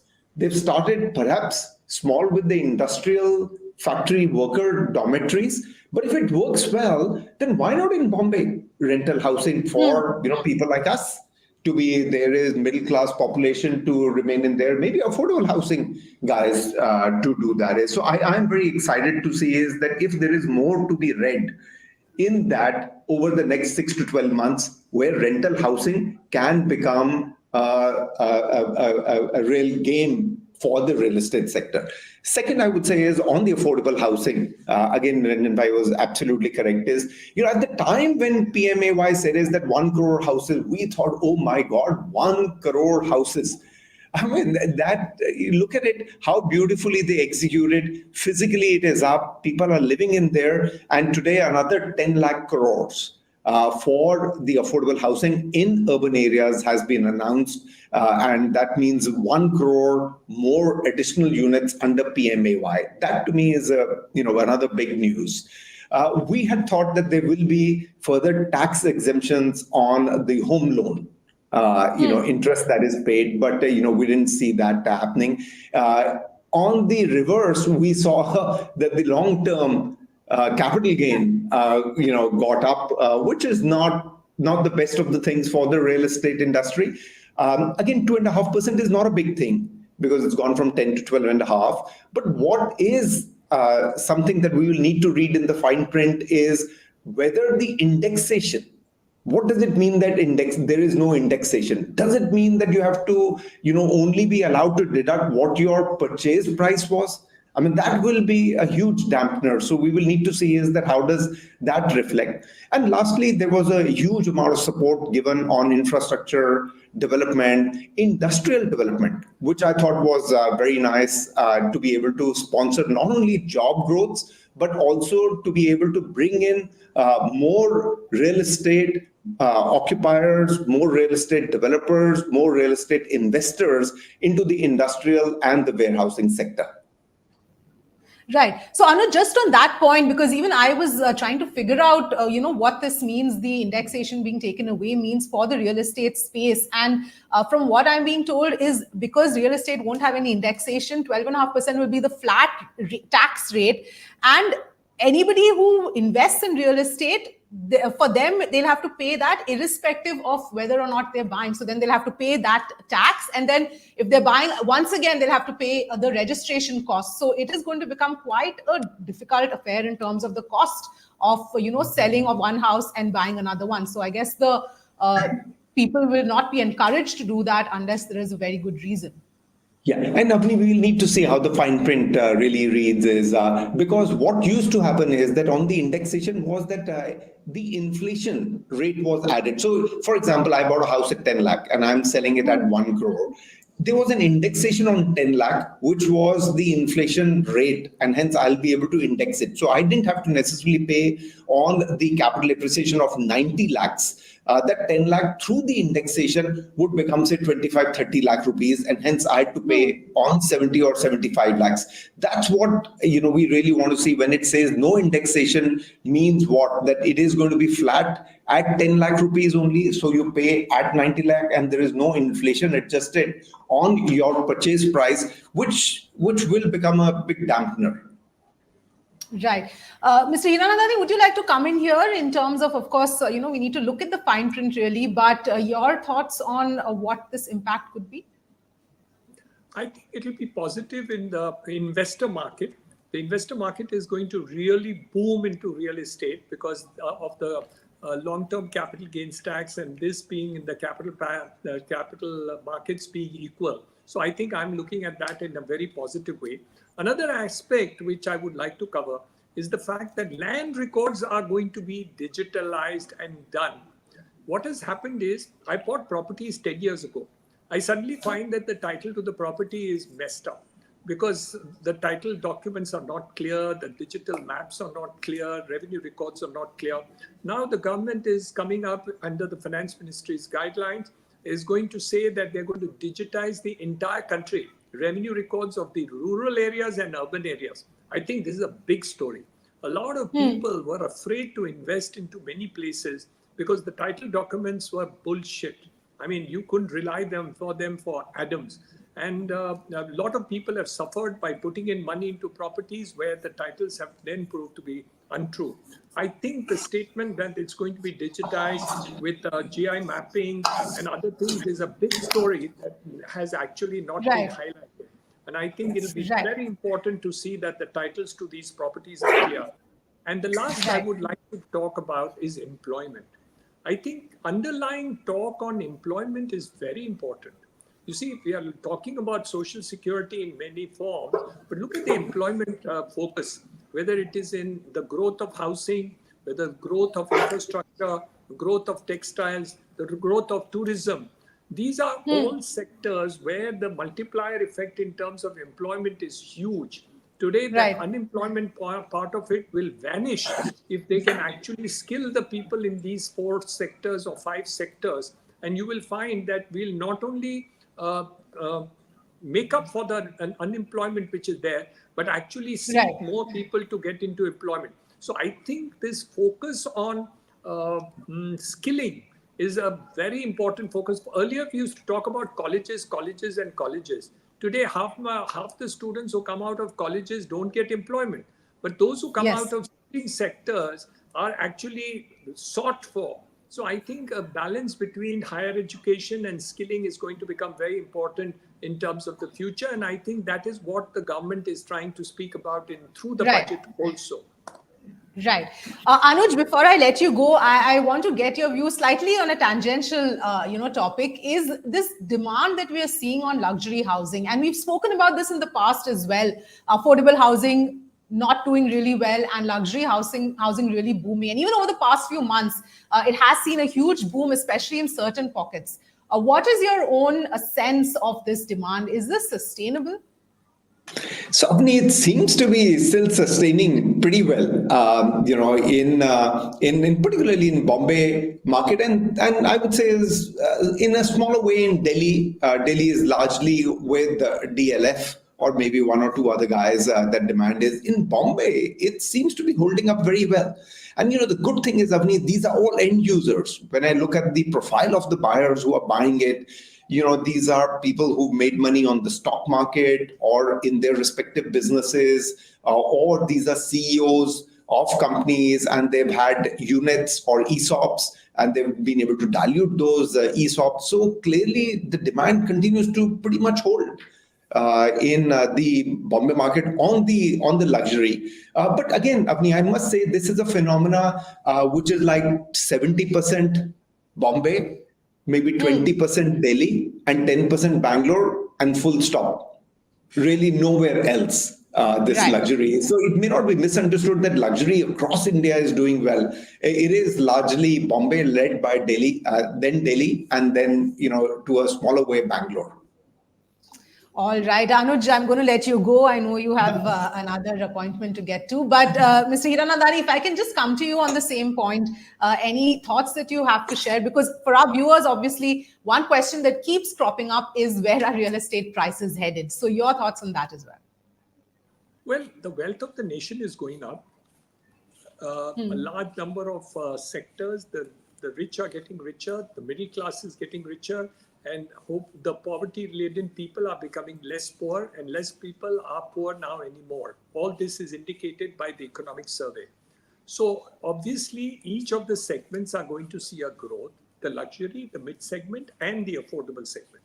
However, the aberration was seen because in the last couple of years, there was no focus on luxury housing, and there was a huge shortage which was created.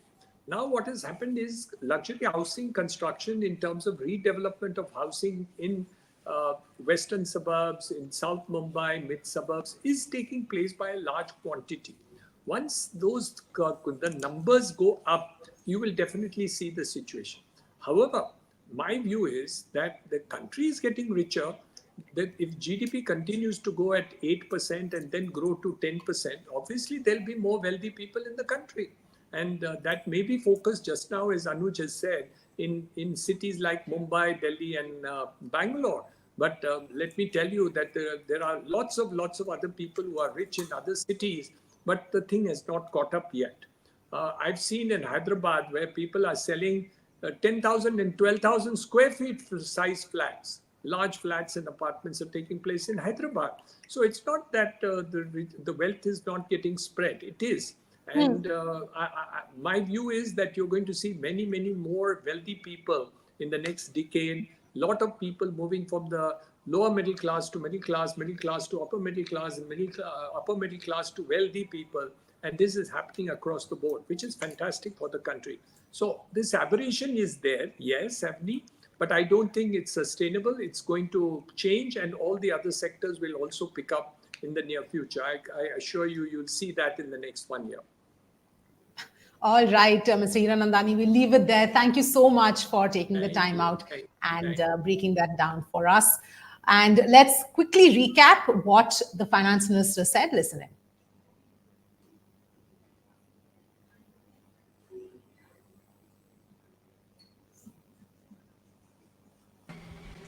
Capital gains taxation is also proposed to be hugely simplified.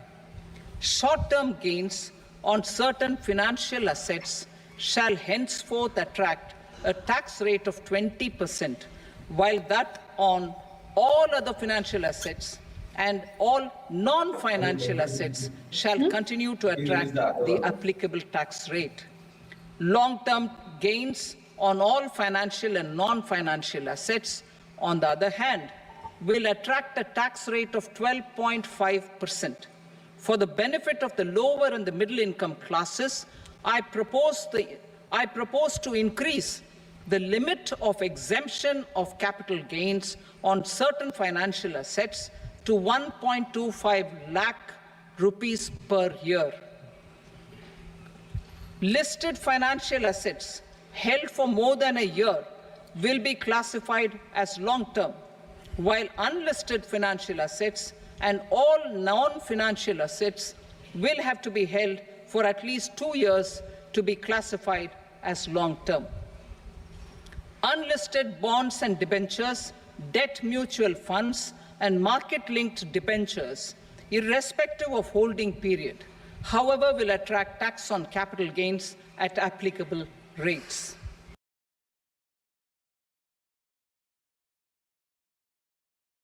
Outlining some of the important points in that budget speech. So just to recap some of the changes that have come in, aside from the changes to the capital gains and to the other tax changes, customs duty has been reduced. Gold and silver is going to get more cheaper. Customs duty has been reduced to 6%. Platinum has been reduced to 6.5%. And of course, mobile phones and chargers, the customs duty has been reduced to 15%. So good news there all around if you're looking to buy a new phone or if you're looking to buy gold and silver.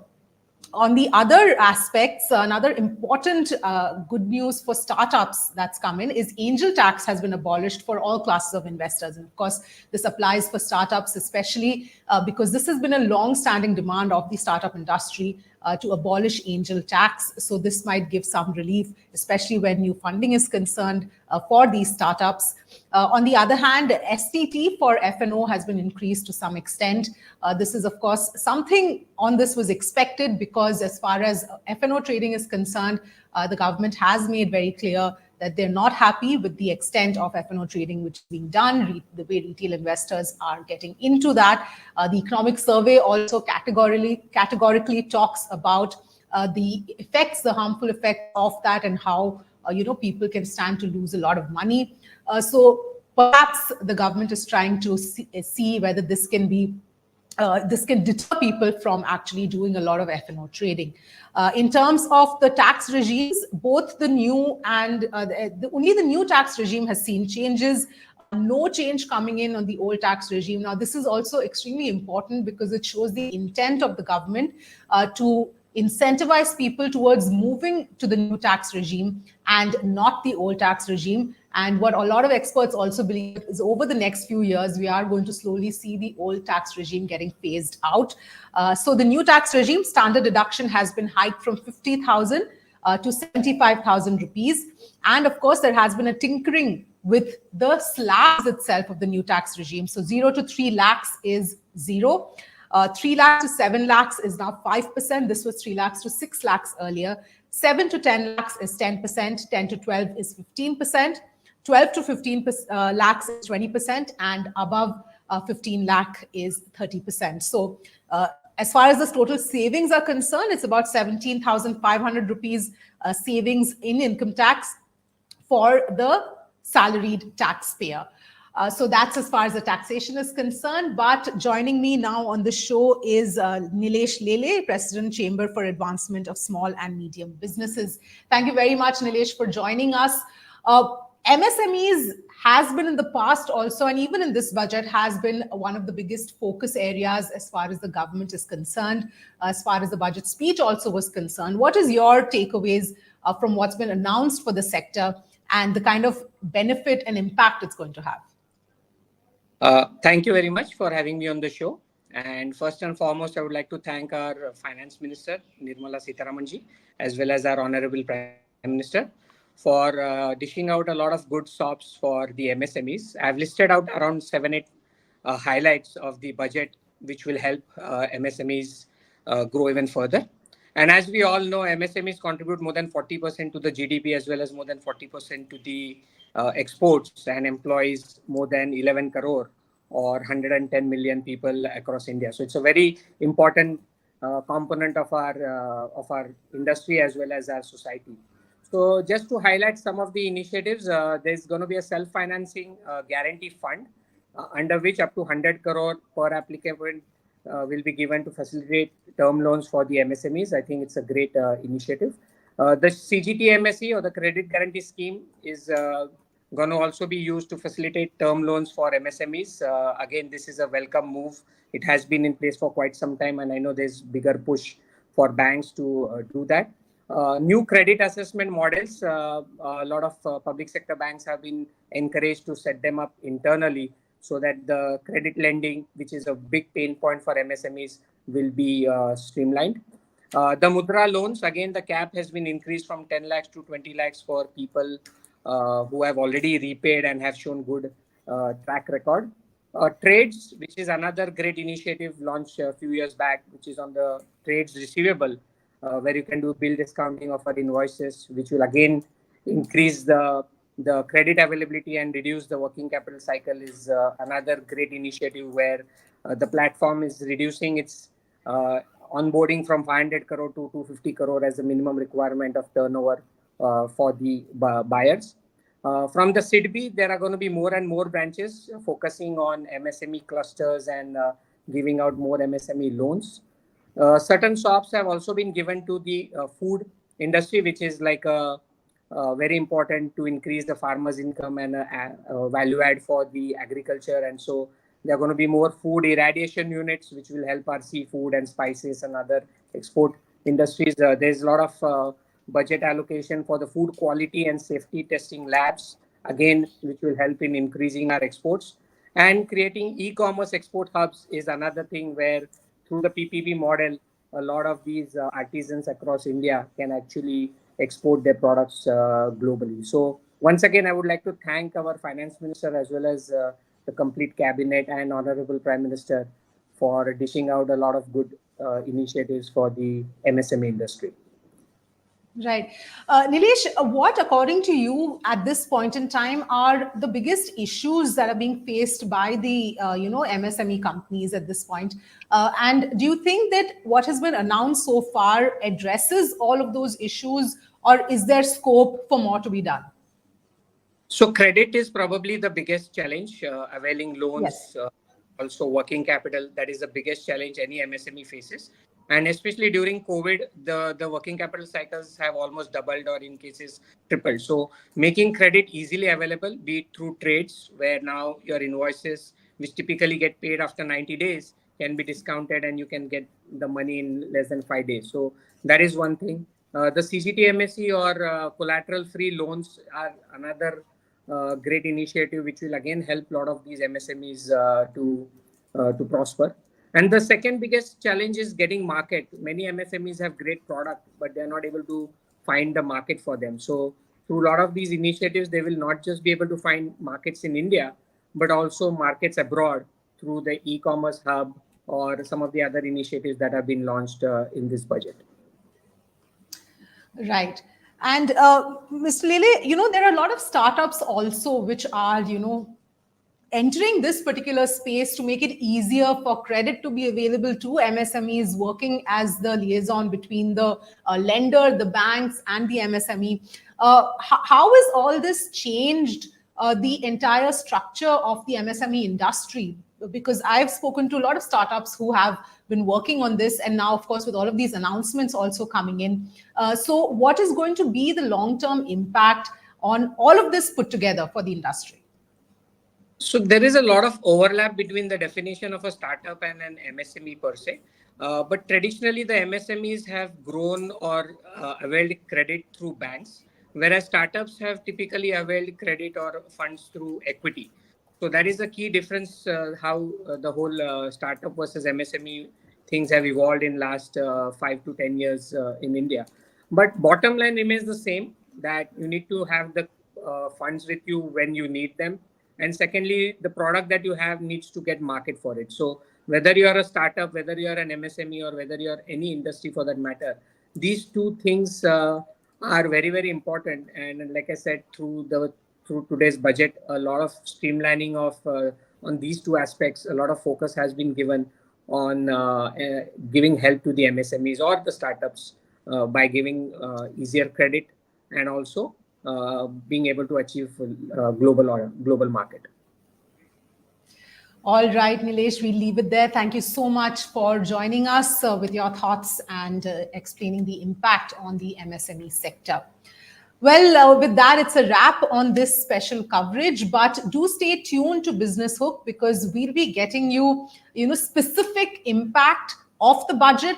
What is the impact going to be on your investments, on your wallets? There's a lot to be decoded, and a 2-hour show is probably, giving you a lot of information, but what we're going to do is make it simpler for you to understand the impact of all of this in, from the budget, and give you that information in smaller segments with different aspects coming out and explained simply. So stay tuned to Business Hook. Thank you so much for watching.